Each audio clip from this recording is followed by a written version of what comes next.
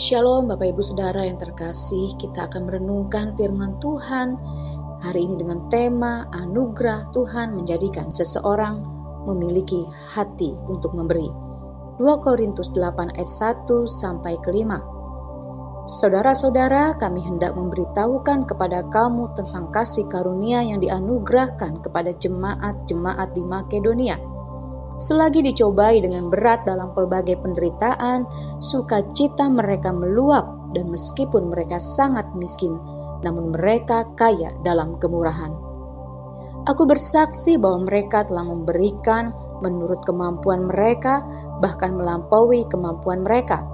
Dengan kerelaan sendiri mereka meminta dan mendesak kepada kami, supaya mereka juga beroleh kasih karunia untuk mengambil bagian dalam pelayanan pada orang-orang kudus. Mereka memberikan lebih banyak daripada yang kami harapkan. Mereka memberikan diri mereka pertama-tama kepada Allah, kemudian oleh karena kehendak Allah juga kepada kami. Anugerah atau kasih karunia yang dialami dan diterima oleh seseorang sanggup mengubahkan banyak hal, termasuk dalam hal memberi. Jika ada seseorang tidak memiliki hati untuk memberi, khususnya bagi pekerjaan Tuhan, yang menjadi pertanyaan, apakah ia sudah benar-benar menerima anugerah tersebut?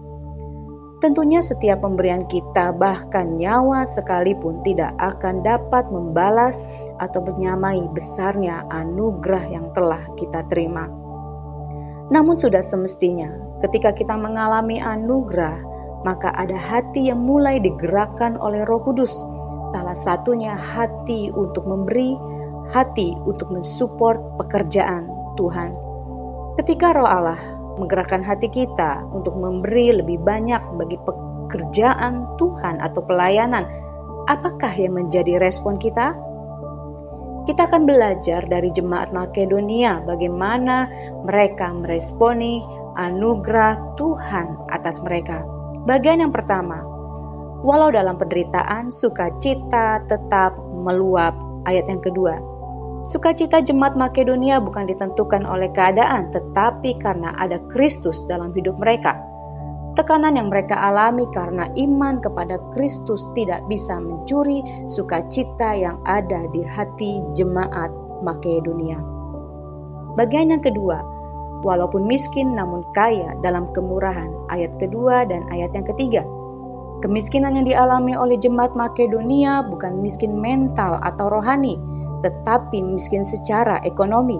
Namun karena kasih karunia Allah, kemiskinan mereka tidak menjadi alasan untuk tidak terlibat dalam pekerjaan Tuhan. Sekalipun miskin, mental mereka kaya. Jemaat Makedonia mengerti apa artinya menabur bagi pelayanan atau bagi pekerjaan Tuhan. Bagian yang ketiga, terlibat dalam pelayanan orang-orang kudus. Jemaat Makedonia bukan saja senang memberi, bahkan mereka mendesak untuk terlibat juga dalam pelayanan kepada orang-orang kudus. Mereka tidak menganggap bahwa dengan memberi berarti itu sudah memberikan kepuasan. Mereka pun ingin terlibat dalam melayani orang-orang kudus. Jemaat ini melihat ada banyak peluang untuk bisa terlibat melayani, dan mereka terlibat semaksimal mungkin. Bapak Ibu Saudara, banyak peluang untuk kita bisa melayani Tuhan dan sesama orang percaya lainnya. Apakah kita sudah mengambil komitmen untuk hal ini? Bagian yang keempat, memberi diri. Di ayat yang kelima, jemaat Makedonia memberi dari harta mereka, namun juga diri mereka. Tidak sulit untuk mereka memberi diri, karena dalam hal harta saja mereka mampu memberikan yang terbaik bagi pekerjaan Tuhan. Saya berdoa kiranya setiap kita senantiasa mengalami kasih karunia Allah, dan kita percaya kasih karunia Allah sanggup menjadikan kita orang-orang yang bermurah hati. Kiranya Tuhan Yesus memberkati kita. Amin.